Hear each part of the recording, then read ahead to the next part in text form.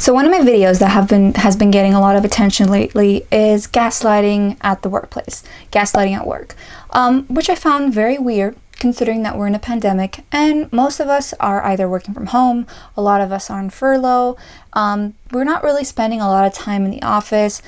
And I started thinking, okay, why is this video getting so much attention? But then it kind of hit me and I was like, geez, Olympia, the whole point of gaslighting is that it doesn't have to do with your physical surroundings. It doesn't have to do with who you're around with. It has to do with in here. So it made sense that even though that we're not in the office, or at least a lot of us that are working from home, why we may still feel gaslighted. So this video is going to focus on gaslighting at work examples. I'll explain to you what gaslighting is, of course, a few ways to deal with it, but most importantly to emphasize that your gaslighter doesn't actually have to be in the same room with you, doesn't even have to be in the same country as you for gaslighting to happen. Now, if you have no idea who I am, my name is Olympia, and with my studies in cognitive neuroscience and art history, what I like to do, I like to dissect that pretty little brain of yours to see what makes you tick, but also what makes you talk. So before I go on, help a girl out by smashing that subscribe button and ringing that bell for your weekly Thursday videos. And let's start. So let's see who left the gaslight on.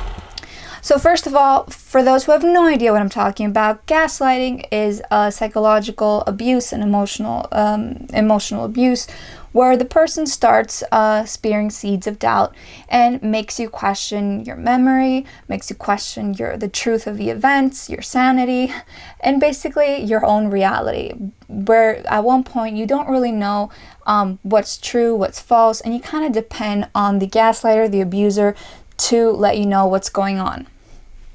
Now, the term gaslighting became really popular during Trump's inauguration and was coined the most popular word in 2018 by the Oxford Dictionary. Thank you very much, Mr. Ex-President. And it was named after the movie Gaslight. So gaslighting at work is kind of a subtle form of psychological bullying. And when I say subtle is because the gaslighters are masters of manipulation. So they're not going to make it easy for you to identify gaslighting. They're not going to make it easy for you to actually admit and understand what is going on is gaslighting, which is why this is the number one part. Make sure after you watch this video, rewatch it. Make sure that your boss, your coworker, your manager is actually gaslighting you, because of course gaslighting is a very serious accusation. So here are some examples of gaslighting. Things start disappearing from your desk and reappearing. You ask if someone took, let's say, your notebook, your projects, your binder, and everyone will say no, and then something will reappear at your desk, and people kind of think you've lost it because they're like, it's over there. Another thing is, for example, a coworker may say that they will hand in a presentation for you, and then when they do it, they either take all the credit or they mention that you forgot to give it in, so you kind of seem like the incompetent worker. Basically, workplace gaslighting is a lot about affecting your image as an employer, but also your personal character, and also a lot about gossiping.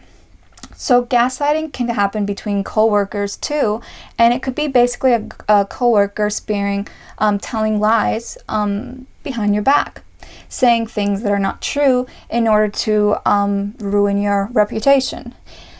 Now, the thing with gaslighters is that they love control and they love to feel like they have the upper hand.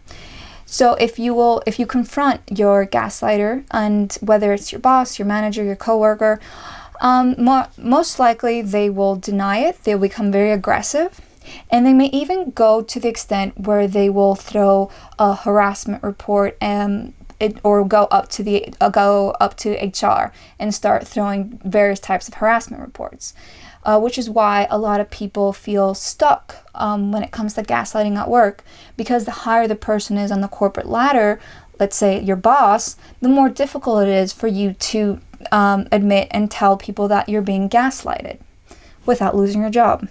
Another sign of gaslighting in the workplace is exclusion.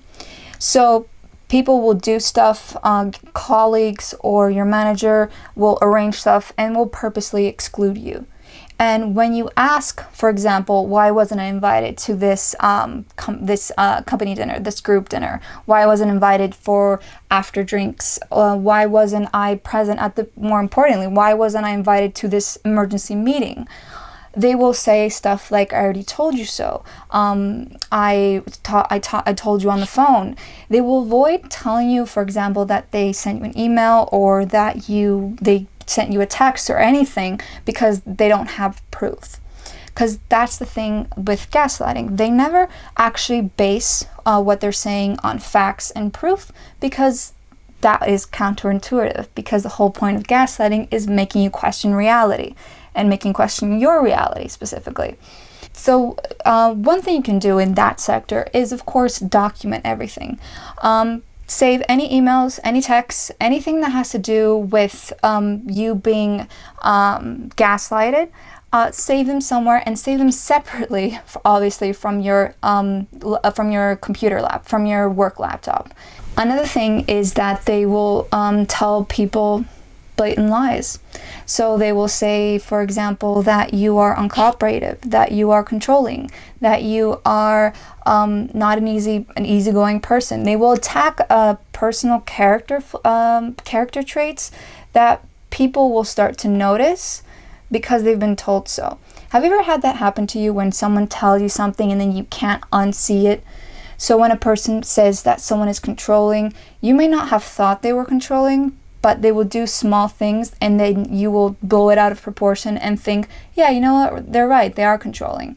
So a gaslighter at the workplace will do that in order to kind of trash your career, your reputation, and your personality. Another example of gaslighting at work is that company policies change all the time.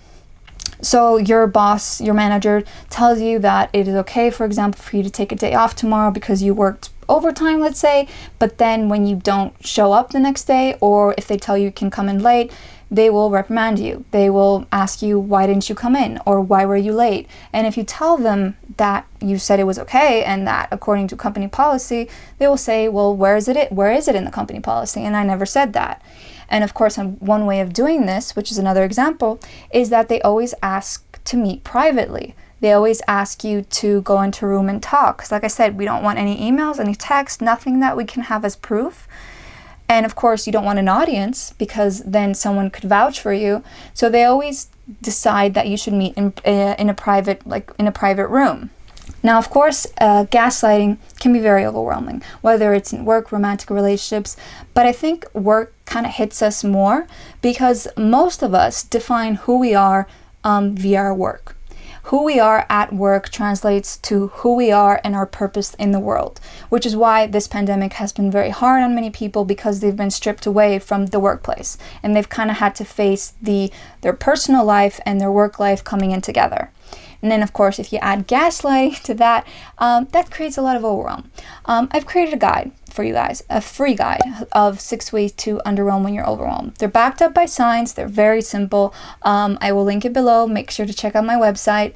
But gaslighting at work, like I said, can be very difficult to pinpoint. And sometimes, I know this is not easy and it's not always possible, but sometimes, especially if it's high up on the corporate ladder, if you've tried to do stuff, confront the gaslighter and all that, sometimes you have to choose your own mental health and way to survive. The thing is that there's always a way. You will always find another job.